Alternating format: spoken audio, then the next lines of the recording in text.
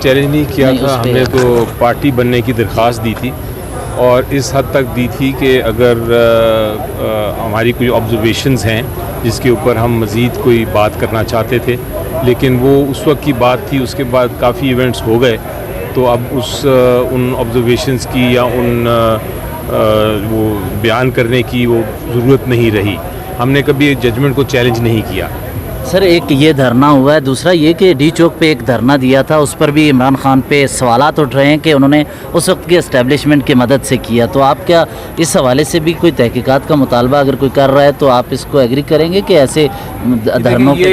ये जो था केस, ये तो फैज़ाबाद धरने के बारे में था और उसमें अदालत ने काफ़ी सारी डायरेक्शंस दी हैं हुकूमत पाकिस्तान को भी, इलेक्शन कमीशन ऑफ पाकिस्तान को भी, पेमरा को भी, कि वो क्या क्या करना चाहिए उनको ताकि कल को टेररिस्ट एक्टिविटीज़ ना हों और इस किस्म के मामलात पे कंट्रोल काबू पा सके स्टेट। तो उस लिहाज से हमें तो कभी कोई ऑब्जेक्शन नहीं था।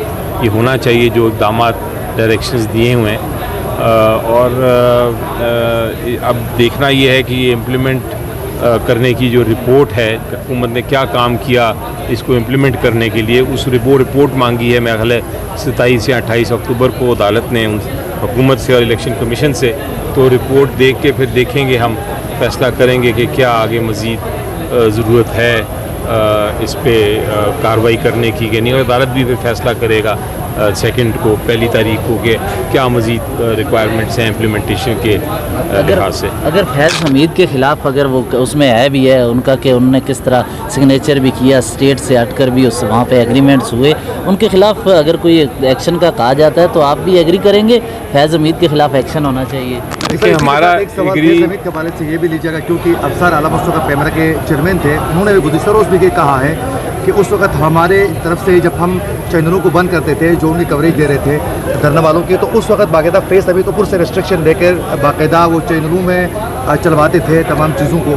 तो उस हवाले से आप क्या कहेंगे? जी देखें, जहाँ तक सवाल है कि उसमें किसके ख़िलाफ़ एक्शन लिया जाएगा, पीटीआई का कोई ताल्लुक़ नहीं उससे, इसलिए जो जमात की तरफ से तो मैं बड़ा क्लैरिटी के साथ कह सकता हूँ कि कोई हमारा मौक़िफ़ ना इन फेवर या ना अगेंस्ट होगा।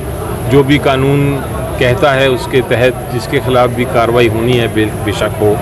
जहाँ तक आपका सवाल था, आप ज़रा रिपीट कर दीजिए ताकि वो।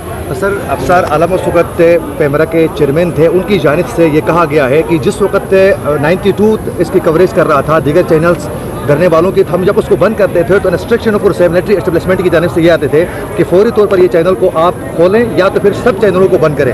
उसके बाद तमाम चैनलों को भी बंद करने के इंस्ट्रक्शन हुकूमत की जानिब से उस वक्त जारी हो गए। उस वक्त खाकान अब्बासी की हुकूमत थी, तो उनकी जानिब से कहा गया कि तमाम चैनलों को फिर बंद किया जाए। जियो वगैरह। आज इलेक्शन कमीशन ऑफ पाकिस्तान के वकील साहब जब बहस कर रहे थे तो चीफ जस्टिस साहब से ये ऑब्जर्वेशन आई कि आपको अगर किसी को शख्सियत को कोई बात करनी है, बजाय वो टीवी चैनल्स पे करे, वो आके तो हमारे सामने क्यों नहीं मौक़िफ़ वो इख्तियार करते जो भी कह रहे थे। हो सकता है कि उनका डायरेक्शन या उनका इशारा उसी तरफ हो जो आप फरमा रहे हैं। शायद वो यही कह रहे हों कि जो कुछ कहना है हमारे सामने आके क्यों नहीं कहते। ठीक है।